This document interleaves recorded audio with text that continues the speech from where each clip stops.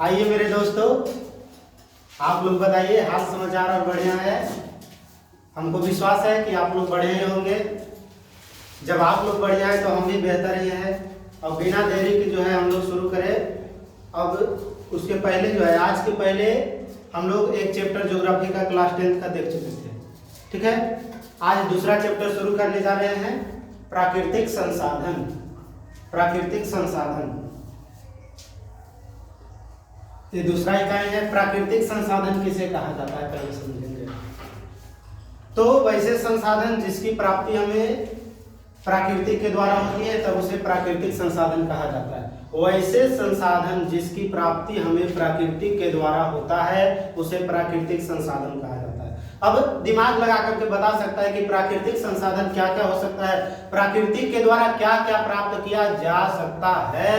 तो जैसे कि पर्वत, पहाड़, पठार, मैदान, मनुष्य, ये सभी जो है वो प्राकृतिक संसाधन है, क्योंकि यह प्रकृति के द्वारा ही प्राप्त किया जाता है। तो प्राकृतिक संसाधन जो है समझ में आ ही गया होगा।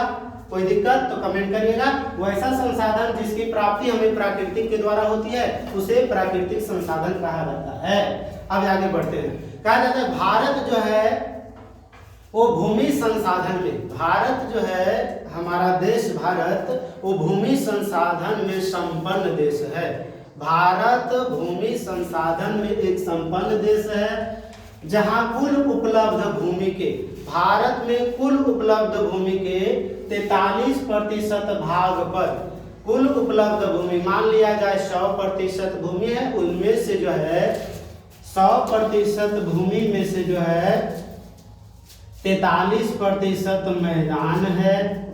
43% मैदान का विस्तार है। 43% भूमि पर मैदान का विस्तार है जो कृषि एवं उद्योग के लिए, उद्योग के विकास के लिए उपयोगी है।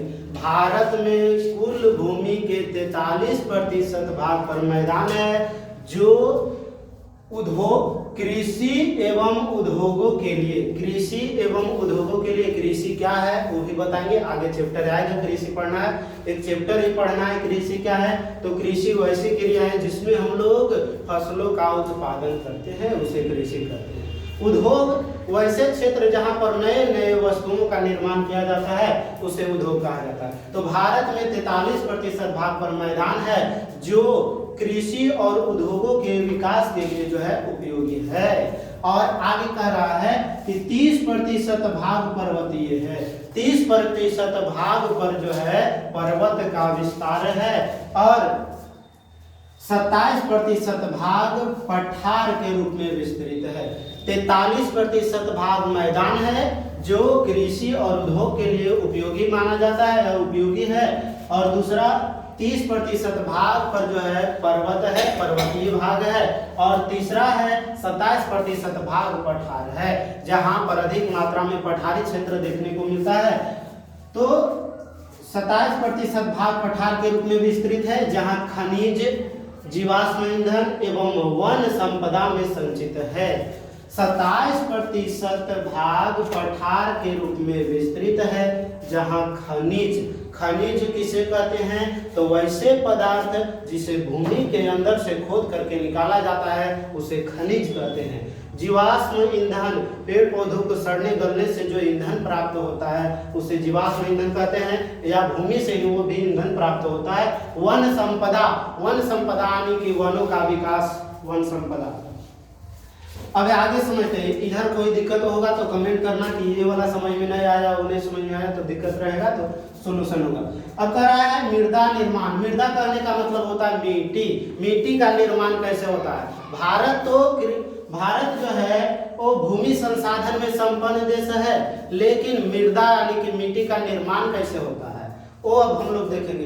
तो कहा जाता है कि चट्टानों के टूटने फूटने, मृदा निर्माण, चट्टानों के टूटने फूटने तथा जैविक रासायनिक अभिक्रिया, चट्टानों के टूटने फूटने तथा भौतिक, रासायनिक और जैविक परिवर्तनों से जो है मृदा का निर्माण होता है।